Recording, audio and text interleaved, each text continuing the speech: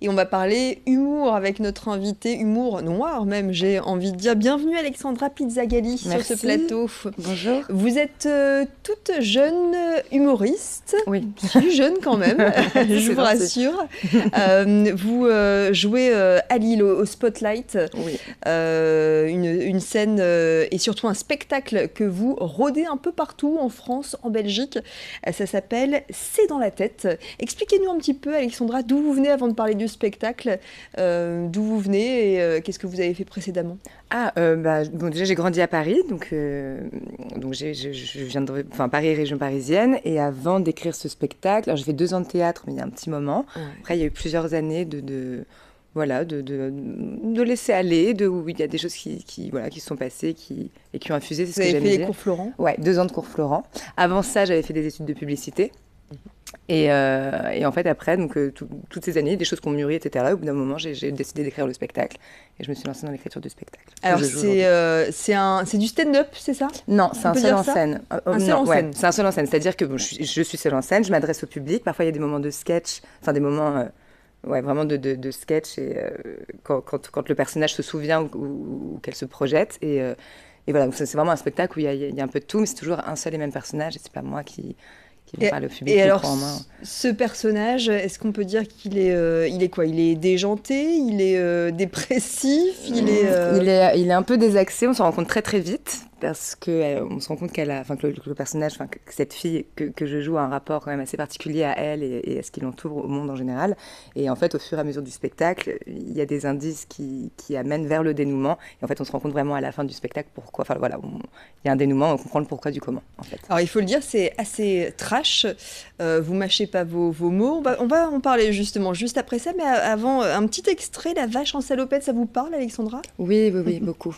Bon, bah écoutez, on va regarder un petit peu de quoi ça parle, ce spectacle. Je déteste les femmes enceintes.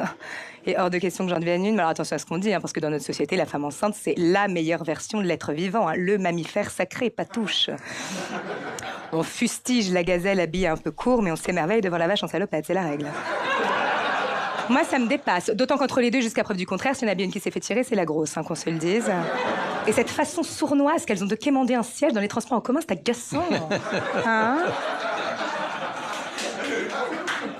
Parce qu'elle ne le demande pas, elle le suggère, en fait. Comme s'il fallait que ça vienne de nous les passagers non fécondés. Voilà, ça part fort en tout cas. Pas de limite, Alexandra? Non, alors c'est vrai que ce sketch, il est pas, j'allais dire, il est pas représentatif du spectacle. C'est un passage du spectacle. Là, en plus, il a été joué, enfin, je l'ai joué dans des conditions stand-up, justement. Mais c'est vrai que dans le spectacle, il est joué différemment, il est amené différemment. Et je le, voilà, on a une idée de l'univers et voilà, on sait quand même plus ou moins quel genre d'humour on va aller voir. Mais c'est vrai que il y a plus, enfin voilà, c'est plus complet. Je sais pas si je suis claire. Il faut aller vous voir en fait Oui, voilà, pour comprendre, ouais. comprendre cet humour. C'est vrai qu'il y a pas mal d'humoristes, notamment filles, dans le trash, que l'on voit apparaître de plus en plus, qui se font connaître. Filles et garçons d'ailleurs. Ouais. Des garçons, mais je trouve de plus en plus de ouais, il y a une nanas. vague vraiment d'humour féminin. Il y a une vague d'humour féminin dans ce contexte trash. Comment vous souhaitez-vous faire une place à l'intérieur de toutes ces jeunes humoristes qu'on voit débarquer dans ce domaine-là? Je crois pas je crois que même si c'est vrai qu'aujourd'hui il y a une sorte de parole qui se libère chez les filles, et c'est bien. C'est-à-dire, enfin, moi je trouve ça assez positif que les filles, même les garçons, hein, osent parler de certaines choses.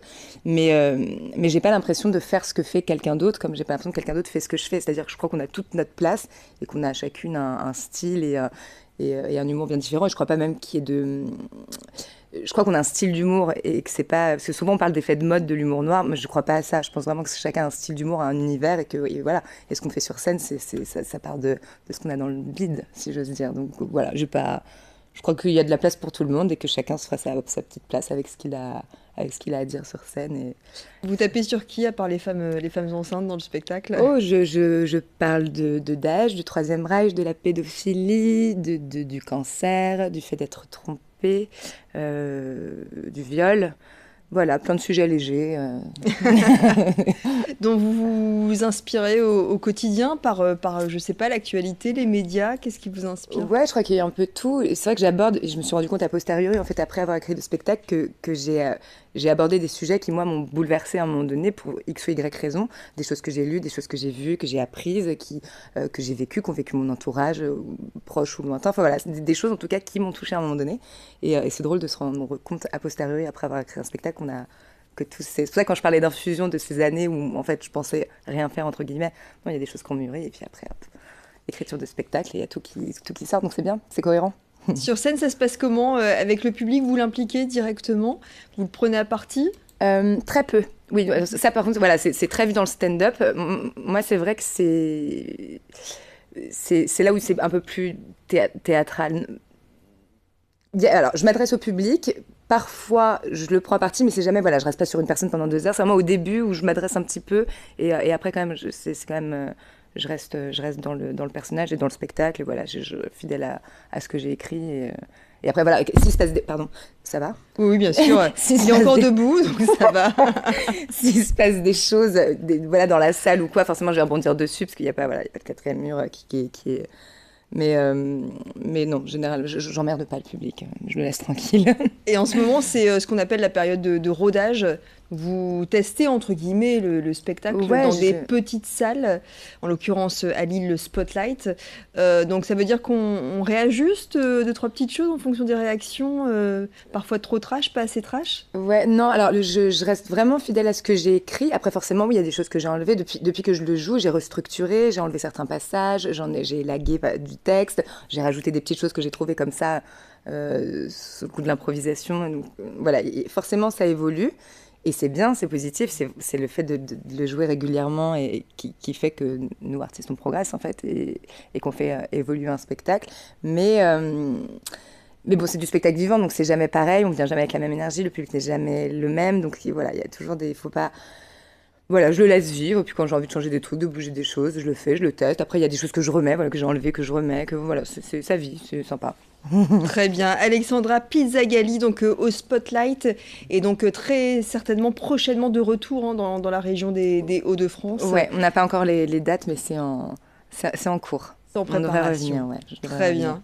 Merci beaucoup, Merci en tout cas, de nous beaucoup. avoir reçus, de C'est vous vous qui- être déplacés sur le plateau. C'est Merci à plutôt vous. dans ce sens-là. Et ça se passe, donc, c'est dans la tête. C'est le nom de votre spectacle. À très bientôt. Merci, au revoir.